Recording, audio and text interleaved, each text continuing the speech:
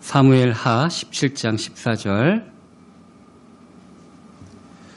한 목소리로 같이 합독하시겠습니다. 압살롬과 온 이스라엘 사람들이 이르되 아렉 사람 후세이의 계략은 아히도벨의 계략보다 낫다 하니 이는 여호와께서 압살롬에게 화를 내리려 하사 아히도벨의 좋은 계략을 물리치라고 명령하셨음이더라. 아멘. 이게 무슨 말인지 잘 모르겠죠. 전후 맥락을 끊어서 한 절만 해서. 근데 이 배경을 갖다가 다 이해하도록 읽으려면은 이 16장부터 쭉 읽어야 돼서 그냥 제가 핵심이 되는 구절 한 절만 택해서 같이 읽었습니다. 이 사건이 어떻게 된 사건인가 하면은 다윗의 셋째 아들이었던 압살롬이 반란을 일으켰습니다. 근데 이 압살롬의 반란에서 가장 중요한 역할을 했던 사람이 다윗의 친구였었고 또 다윗의 참모 중에서 가장 지략이 뛰어났던 아히도벨이라는 사람이 자기 친구를 배반하고 그 아들 압살롬의 편에 들어서 모사가 되었습니다. 이 아히도벨이 그 진영에 있다는 얘기를 듣고 다윗도 낙담을 할 정도로 그 굉장히 뛰어난 지력가였습니다. 다윗의 삶을 보면은 안팎으로 다윗의 시에서 나타난 것처럼 자기를 해하려고 발꿈치를 들었나이다 하며 몰래 살금살금 와서 자신을 해하려고 하는 사람들이 바깥의 외부에는 블레셋 사람들과 그 가나안 족속들이 다윗을 그렇게 죽이지 못해서 안달을 했었죠. 집 안에도 그랬습니다. 집 안에도 평생 그랬습니다. 이세의 8 아들 중에 거의 끝의 아들로 태어났고 아버지도 별로 애정을 두거나 관심 있는 그런 아들도 아니었습니다. 형들은 다윗을 시기하고 너 어렸을 때부터 네 마음에 교만한 거 있는 거 우리가 다 알아 할 정도로 별로 형제들 가운데서도 인정받거나 사랑받는 그런 존재도 아니었습니다. 그래도 형제와 아버지는 핍박까지는 안 했죠. 그냥 별로 좋아하지 않았을 뿐인데 결혼을 하니까 장인어른은 정말 자기를 죽이려고 그랬습니다. 아예 군대를 뽑아놓고 다윗 전담반 매 어디에 숨었다 그러면 연락만 받으면 바로 뛰어나가서 잡으려고 하는 다윗을 잡기 위한 군대를 갖다가 상시 주둔시켜 두었습니다. 자기 부인도 처음에는 다윗을 좀 좋아했는지 몰라도 아버지랑 반목이 있고 그럴 때 점점점 다윗을 그렇게 별로 탐탁지 않게 생각을 했습니다. 그러다가 오늘 이제 이 때가 이르면은 아들마저도 자기를 죽이려고 합니다. 반란을 일으켜서.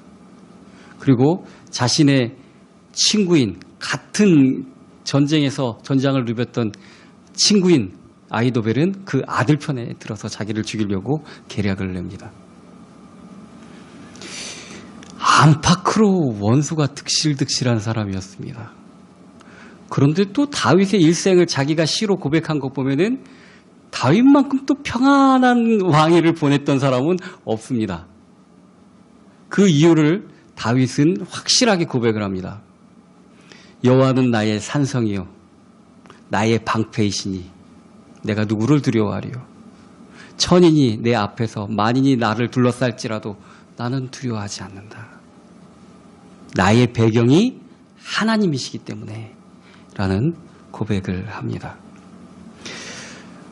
이스라엘 역사 가운데서 가장 위대한 성군으로 추앙받는 다윗의 성공의 비밀은 머리를 잘 써서 지략을 잘 구사한 것이 아니라 어떤 카리스마로다가 사람들을 잘 이끈 것이 아니라 솔직히 사촌인 요압한테도 맨날 눌리지 않습니까? 카리스마도 좀 딸리는 사람입니다. 솔직히 말하면.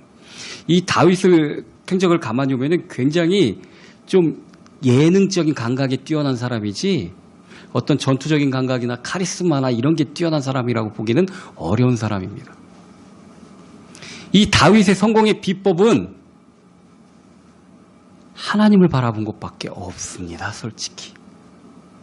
하나님이 그와 함께하는 것. 사람보다 하나님을 의지한 것이 다윗의 승리의 비법인 것입니다. 그보다 아무리 능력이 뛰어난 어떤 왕도 다윗을 뛰어넘지 못합니다. 왜냐하면 다윗만큼 하나님을 의지하지 않았기 때문에 그렇습니다. 영적 어려움은 누구에게나 다 올 수 있습니다. 뭐 육신적인 어려움은 시시각각으로 오죠. 근데 그것보다도 더 흔들리고 더 힘든 게 한 가지가 있는데 이게 영적 어려움입니다. 점점 더 많은 급여를 받고 점점 더 좋은 음식으로 영양 공급을 하고 그리고 옛날보다 훨씬 많이 쉬기도 하죠. 근무 시간제도 점점 줄어들고 있고 제가 청년 때만 하더라도 주일날 외에는 토요일 날은 12시까지 근무하는 게 또 점심은 주지 않고 12시까지만 근무하는 게 거의 대세였습니다. 그러다가 외국 드라마나 뭐 그런 거 보면은 금요일 저녁부터 막 이틀 동안 거의 놀러도 가고 휴가 가면 야 정말 좋겠다. 야 어떻게 일주일에 이틀을 쉬지? 그런 세상이 왔습니다. 그렇죠? 거의 대부분 다 주 5일 근무를 합니다. 만약에 금요일 토요일이 아니면은 그때 일을 하거나 그러면은 더 보수를 더 많이 줘야 됩니다. 일을 시키려면. 그런데 옛날보다도 더 영적인 문제는 심각해졌습니다. 정신적인 문제는 정말 심각해져서 전 국민의 4분의 1가량이 우울증을 경험한다고 합니다. 그리고 성공한 사람들이 또 겪는 가장 좀 심각한 문제 중에 하나가 공황장애입니다. 이거는 실질적인 사건이나 실질적인 위협이 있는 게 아닌데 자기만 그것을 느끼고 죽을 것 같이 괴로운 겁니다. 실제 사건이 그런 게 아닙니다. 그런데 스스로 본인은 정말 죽을 것 같이 괴로운 겁니다. 자, 누구에게나 올 수 있습니다. 이것은 육체적인 것 때문이 아닙니다. 이것을 이겨낼 수 있는 힘이 이게 분비 물질을 조절하는 세로토닌이라든지 그런 물질을 조절하는 약물 치료도 물론 중요하지만 정말 더 중요한 것은 내가 견고하게 생각하고 내가 흔들리지 않을 거라고 생각하는 발판을 물질이나 세상에 두는 게 아니라 정말 흔들리지 않고 정말 움직이지 않고 무너지지 않을 발판인 하나님으로 나의 배경을 삼아야 됩니다. 그래야 두려워하지 않을 수가 있습니다. 솔직히 다윗 같은 그런 여건이라면은 잠도 못 자죠. 누가 자기 죽일까 봐. 세상에 자기 편이 아무도 없을 것 같이 느껴질 것 아닙니까? 자기를 둘러싼 모든 사람들이 자기를 죽이려고 하는데 그런데도 평안할 수 있었던 이유 한 가지가 하나님이 나의 산성이시라는 믿음 때문에 그런 겁니다. 그 어떤 어려움이 오더라도 하나님이 배경인 사람은 그것이 어려움이 아니라 축복으로 바뀌어집니다. 세상 사람들은 그것을 기적이라고 생각하지만 다윗이 이새의 8번째 아들로 태어나서 왕이 된 게 기적같이 느껴지고 거기서 바로 떨려나지 않고 그렇게 오랫동안 정권을 유지할 수 있었고 평안한 시절을 구가한 게 기적같이 느껴지지만 다윗은 그것이 기적이 아니라 하나님이 나의 배경이고 나의 반석이시라는 그 믿음 안에 있었다는 고백을 하는 것입니다. 그 반대쪽에 있는 사람들이 오늘 우리가 읽은 본문의 주역이 되는 사람들입니다. 다윗 같지 않습니다. 어떻게 보면은 압살롬은 정말 축복의 자리에 태어나서 최적의 인물이었습니다. 하다못해 인물도 좋은 사람이었습니다. 이 압살롬이 다윗의 셋째 아들이었는데 첫째 아들인 암논은 그 자기 이복 누이하고 부적절한 관계를 자기 욕심으로 했기 때문에 결국 형제한테 죽임을 당하고 널려났죠. 둘째 아들은 성경에 이름만 한 번 나오는 사람입니다. 이 사람의 엄마가 누군가 하면은 다윗이 도망 다닐 때에 좀 이제 보호를 해줬고 먹을 것을 좀 얻기 위해서 찾아갔는데 그 주변 지역에 좀 유지였던 사람이죠. 나발이라는 사람이 우리에게 먹을 것 좀 달라 그랬더니 아주 비웃으면서 막 너는 사울의 개가 아니냐 막 그래가면서 막 그 얘기를 들었던 부인이었던 아비가일이 큰일 날라고 왜 그러십니까 하면서 가갖고 음식을 제공해주고 뭐 그래서 죽음을 명하게 되기는 했는데 이 다윗이 자기를 치려고 병사를 이끌고 오려고 했다는 그 얘기를 들으니까 겁이 나갖고 쓰러져갖고 죽어버렸습니다. 나발이라는 사람. 근데 이 부인이 참 인물도 좋고 지혜로운 여자였기 때문에 다윗이 그 나발의 부인이었던 아비가일을 자기 부인으로 삼죠. 거기서 그 아비가일에게서 낳은 사람이 이 다윗의 둘째 아들 다니엘이라는 사람입니다. 이미 낳은 사람의 아내였던 사람이었고 그렇기 때문에 입지도 굉장히 좁았겠죠. 솔직히. 그래서 별로 거론도 안 되는 그런 인물이 바로 위에 압살롬 위에 형인 다니엘입니다. 이 압살롬은 인근 왕의 공주였던 그 사람을 왕후로 불러들여서 낳은 아들입니다. 성경에서 얘기하듯이 인물이 당시에 최고였었던 사람입니다. 또 위로 걸리적거릴 형들도 없습니다. 그죠? 또 머리도 좋았던 사람이고 더군다나 이 사람의 특징은 인내력이 좋은 사람입니다. 자기 동생이 이복 형한테 욕보임을 당했을 때 바로 복수하거나 내가 칼을 갈고 있다 하는 것을 적에게 노출하지 않고 2년 동안을 참습니다. 최적의 때가 오기를 기다립니다.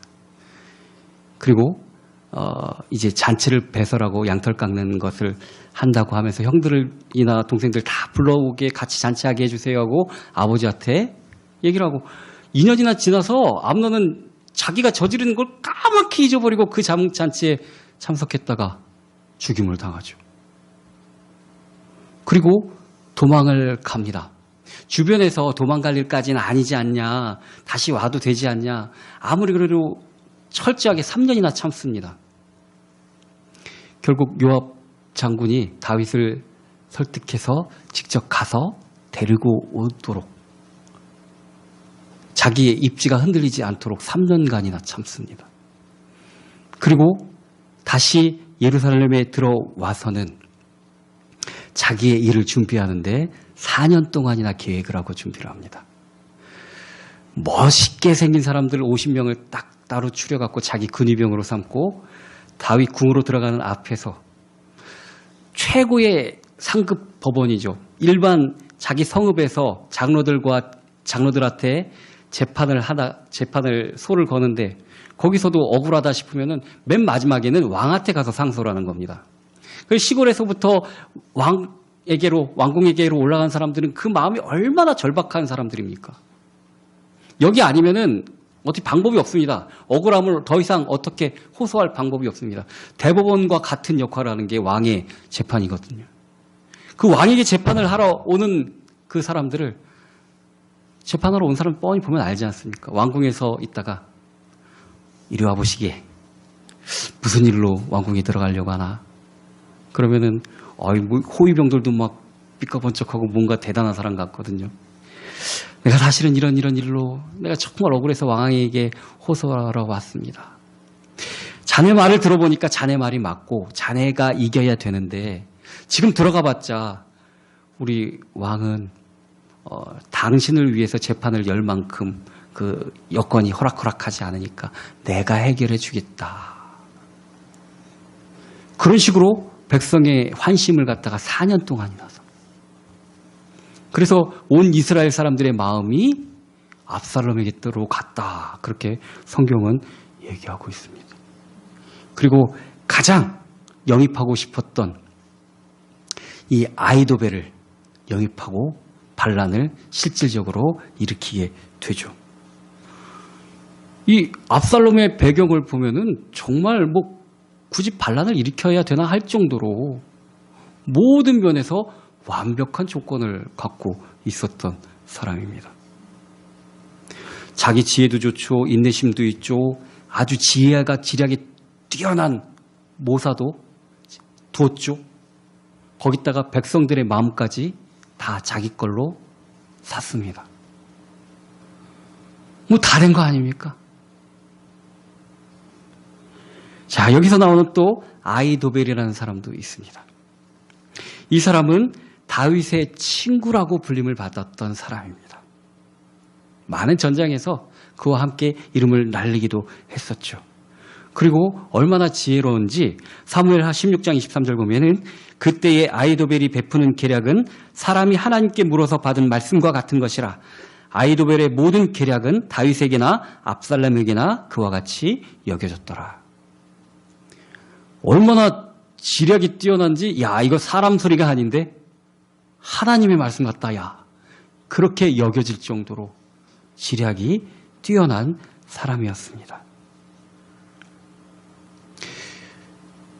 그런데 보니까 다윗의 궁정에서는 자기의 입지가 좁을 수밖에 없습니다. 다윗의 말빨도 잘 안 통하는 아주 무지막지한 사람이 왕궁에는 딱하니 군대 장관으로 버티고 있었거든요.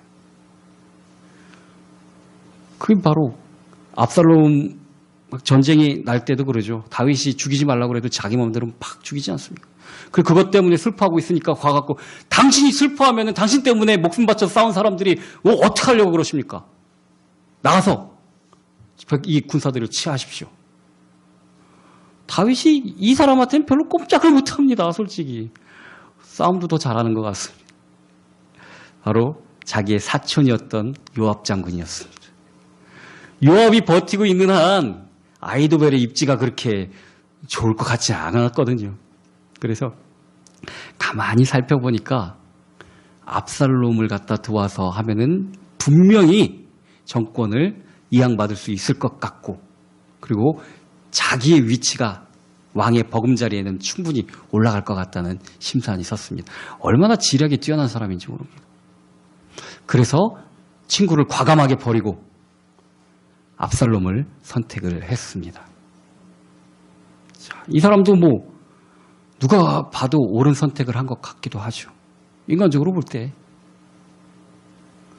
근데 안타까운 사실은 평생 다윗 옆에서 다윗을 지키고 있었으면서도 불구하고 그 아들이나 친구나 다윗의 성공의 비법은 알지 못한 겁니다.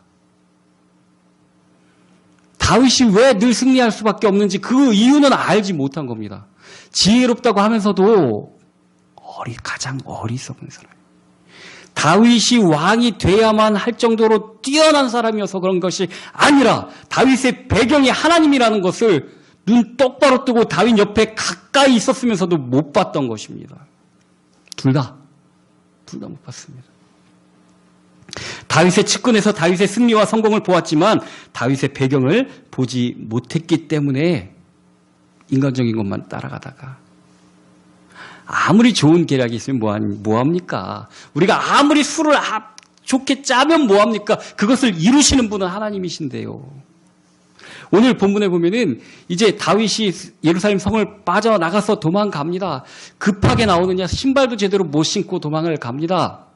이제 왕궁에 들어간 이후에 이제는 우리가 이겼다 하고 압살롬은 어깨에 힘이 잔뜩 들어가서 자기가 왕인 줄 알고 그렇게 생각하고 있습니다.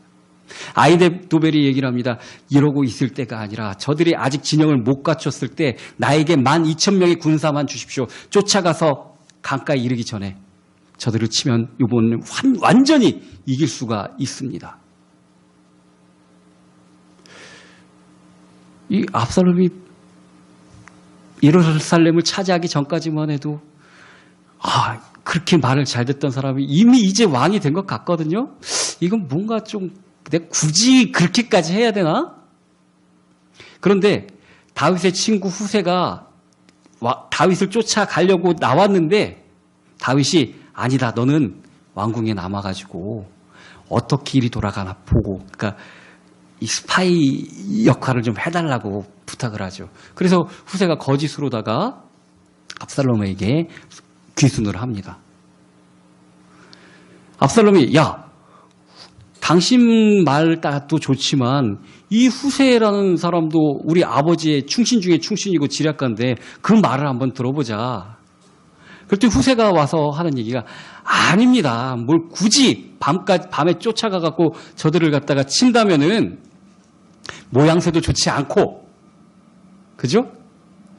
그리고 백성들이 별로 그렇게 왕에게 순복하지 않을 겁니다. 왕은 날이 새면은 병사들을 다 모으시고 왕 인물도 좋지 않습니까? 멋진 말에 타서 앞장서서 진영을 다 갖춰서 정면으로 붙어서 이기는 것이 이 백성들에게도 훨씬 더 이제 왕이 정말 왕이라는 것을 마음속으로 따를 것이라는 그런 얘기를 합니다. 압살롬이 듣기가 압살롬은 꾸미기 좋아하는 사람이거든요. 압살롬은 자기를 내세우는 걸 정말 좋아하는 사람이거든요. 그래? 네 말이 참 좋다. 굳이 다 이겨놓고 뭘 밤에 쫓아가갖고 그렇게 해서 모냥 빠지게 그럴 거 뭐 있냐. 그냥 후세의 말대로 하는 것이 좋겠다. 그것이 오늘 우리가 읽은 본문입니다. 압살롬과 온 이스라엘 사람들이 이르되 아렉 사람 후세의 계략은 아히도벨의 계략보다 낫다 하니 이는 여호와께서 압살롬에게 화를 내리려 하사 아히도벨의 좋은 계략을 물리치라고 명령하셨습니다. 하나님이 명령하신 겁니다. 우리가 좋아 보이는 것 과연 그게 좋은 걸까요? 우리가 하나님 편에 있으면 정말 형편없는 것도 가장 좋은 것이 될 수 있습니다. 그러나 하나님을 떠나서 다른 것을 바라볼 때는 정말 이거 다른 방법이 없다. 외통수와 이것만 하면 무조건 이길 수 있다. 그렇게 안 되기가 쉽습니다. 하나님이 정말 나의 배경이 돼야 되는 것입니다.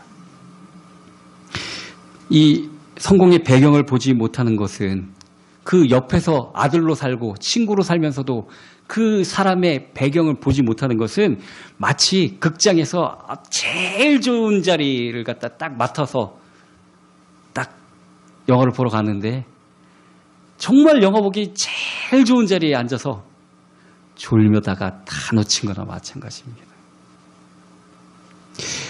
정말 이 목사님의 목회자의 자녀들이 하나님을 옳게 섬기기가 정말 힘듭니다. 그래서 오죽하면 PK라고 그러죠.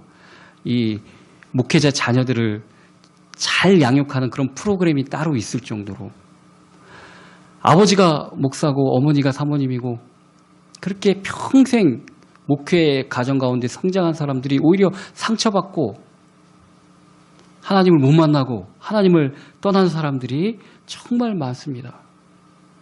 그리고 그 자기의 안 좋은 그 영향을 선한 영향력이 아니라 그 불신의 영향력을 온 세계에 끼친 목사님의 아들도 있습니다. 철학자 니체가 목사님 아들이었습니다. 근데 하나님을 만나지를 못했습니다. 다른 그런 진리를 잃어버린 세계의 뜻, 그 상대적인 것만 있고 절대적인 것이 없다는 뜻으로다가 한 말이겠지만, 니체의 제일 유명한 말은 신은 죽었다입니다. 자, 압살롬이 다윗의 아들이었습니다. 내 자리가 어디고 교회 안에서 내가 누구고 이거 별로 중요한 거 아닙니다. 정말 하나님의 말씀에 뿌리를 내려야 됩니다. 나의 배경이 정말 하나님이 돼야 되는 것입니다. 하나님의 말씀에 뿌리를 내리지 못할 때는, 하나님의 말씀이 나에게 하는 말씀으로 체험되지 않을 때는 그냥 영화 한 편 보는 것 같이 예배드리고 맙니다. 가서 아무것도 하나님하고 상관없이 살아갑니다. 하나님 말씀이 나에게로 하는 말씀으로 들려져야 되는 것입니다. 이것이 체험되지 못하면은 정말 문제 옵니다. 하나님 말씀이 나에게로 하는 말씀이 체험은 되지 못하고 그냥 계속 예배를 드려도 드리는갑다. 아유, 오늘 목사님이 컨디션이 좋은가 보네. 말씀 괜찮네. 그러고 만다면은 정말 문제 찾아옵니다. 정말. 하나님이 살아계시기 때문에 깨달아야 됩니다. 깨달아야 됩니다. 말씀에 뿌리를 내려야 됩니다. 언제까지 계속 그러고 있지 않습니다. 분명히 문제 올 수 있습니다. 우리가 깨달아야 됩니다. 내가 살아왔던 성장 배경, 나의 고향, 나의 가문, 이런 것들이 주 안에 있지 않을 때는 다 나에게 문제를 갖다 주는 원인이라고 생각할 수 있습니다. 저는 나중에 보니까, 어렸을 때는 김씨가 좋은 줄 알았습니다.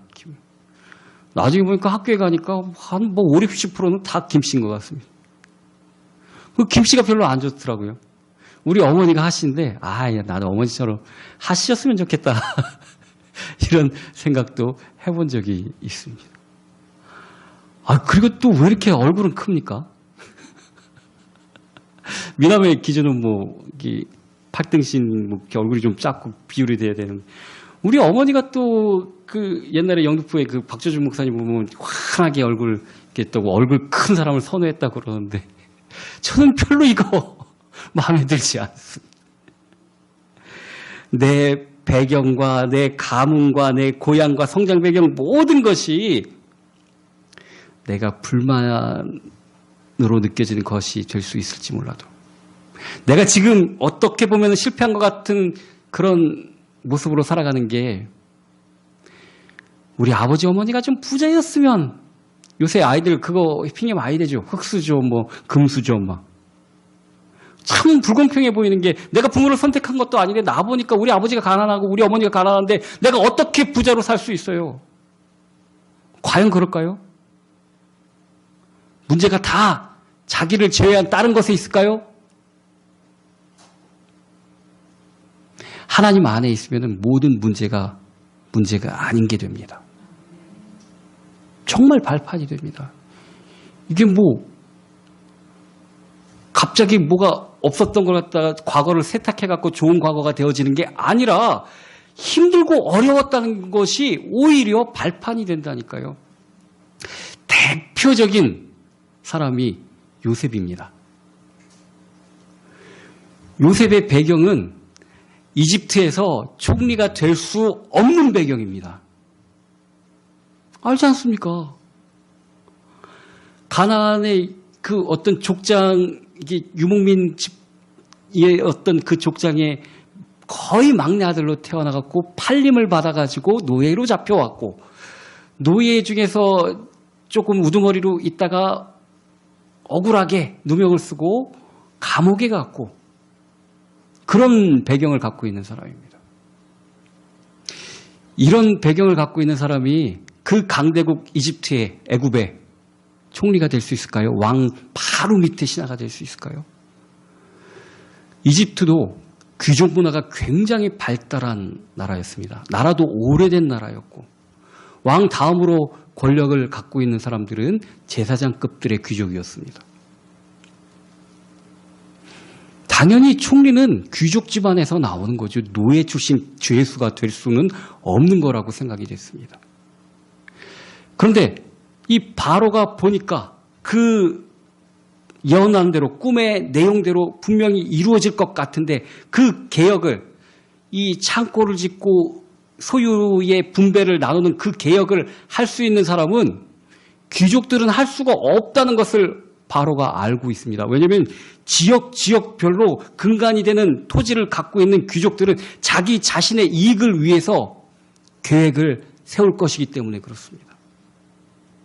우리나라도 마찬가지죠. 부동산 계획이 왜 이렇게 확실하게 못하고 그러는가 하면은 자신들이 집을 많이 갖고 있는 측에 속해 있는 사람들이기 때문에 그렇습니다. 솔직히 말하면은 정치를 위반하고 그런 사람들이 이거 나가면 문제가 될 수도 있을까요? 그래서 솔직히 그런 겁니다. 그래서 바로 왕이 생각해 보니까 이 7년 동안 흉년이 왔을 때 곡식을 잘 분배를 하고 나눠주고 할 수 있는 일이 이 애굽 땅에 누구하고도 연줄이 닿아져 있지 않고 독단적으로 행동해도 다른 사람들한테 욕을 먹지 않을 천의 고아와 같은 이 요셉이 적임자였던 겁니다. 귀족 중앙에서 뽑으면은 자기들 출신 지역을 위해서 정책을 입안할 수밖에 없죠. 그런데 요셉은 그것에서 굉장히 자유롭지 않습니까? 애굽 내에 어떤 사람하고도 친한 사람이 없습니다. 정책적으로 연관이 되는 자기를 추천한 사람도 없습니다. 솔직히 말하면. 그래서 풍년일 동안에는 그 곡식을 풍년인데 누가 곡식을 모읍니까? 그리고 곳곳에 창고를 크게 짓게 합니다. 그리고 흉년이 들었을 때 그것을 파는데 흉년이 드니까 곡식값이 올라가겠죠. 자, 곡식이 자기 땅에서 안 나오니까 요셉에게 사와야 되는데 무엇으로 사와야 되겠습니까? 귀족들의 힘이 엄청 약해지는 겁니다. 자기의 재산을 갖다가 들여서 왕의 곳간에서 곡식을 사와야 되니까. 자, 요셉은 왕실을 대표하는 사람이기 때문에 왕의 그 역량이 요셉으로 말미암아 커지는 겁니다. 귀족들의 권한은 낮아지게 되는 겁니다. 귀족들 땅도 다 뺏기죠. 결국은 먹고 살아야 되니까. 그죠? 그러니까 왕의 중앙 집권화가 이루어지는 겁니다. 평상시에 보면은 요셉은 총리가 될 수 없는 그런 출생 신분을 갖고 있는 사람이지만 하나님이 사용하시니까 그 아무것도 없는 출생 신분이 딱 그 일에 맞는 발판이 되어지는 겁니다. 내가 계획한다고 되는 게 아닙니다. 내가 나는 왜 이래? 나는 우리 엄마 아빠도 그렇고 내가 출신도 그렇고 나는 왜 이래? 하나님이 함께 하시면 나의 가지고 있는 출신 신분이 가장 중요한데 중요하게 쓰여지는 것입니다. 그래서 사도 바울은 자기가 갖고 있는 질병조차도 감사함으로 내가 정말 교만하지 않고 하나님만 바라볼 수 있는 도구가 되는 것으로 감사함으로 기도할 수 있게 되었던 것입니다. 하나님의 말씀으로 내 배경을 삼아야 됩니다. 우리가 세상에 살다 보면은 정말 세상이 너무 커 보입니다. 그리고 이것만 있으면 다 될 것 같이 느껴지기도 합니다. 그래서 뱀이 하와에게 찾아온 거거든요. 야, 저거 먹으면 네 모든 소원은 끝. 한번 봐봐. 얼마나 저기 멋있어. 맨날 보는 건데 사단의 말을 듣고서 이제 보니까 그 선악과가 보암직도 하고 먹음직도 하고 저걸 먹으면 하나님같이 될 만큼 지혜롭게 보이기까지 하더라. 우리 세상이 그렇게 매력적으로 보이죠? 세상의 것이 그렇게 정말 좋아 보이죠? 정말 주님 안에 있어야 됩니다. 말씀이 배경이 되어야 됩니다. 하나님이 배경이 되어야 됩니다. 우리가 축복의 길로 가는 방법은 하나님의 말씀을 듣고 그것을 내 것으로 삼고 그 말씀대로 행하는 것입니다. 아무리 좋은 것도 하나님이 함께하지 않는 것은 결국 망하는 것이 되는 것입니다. 정말 성령의 충만함을 받아서 내 인생의 배경이 오직 하나님과 그의 나라가 되는 저와 여러분이 되기를 예수 그리스도의 이름으로 축원합니다.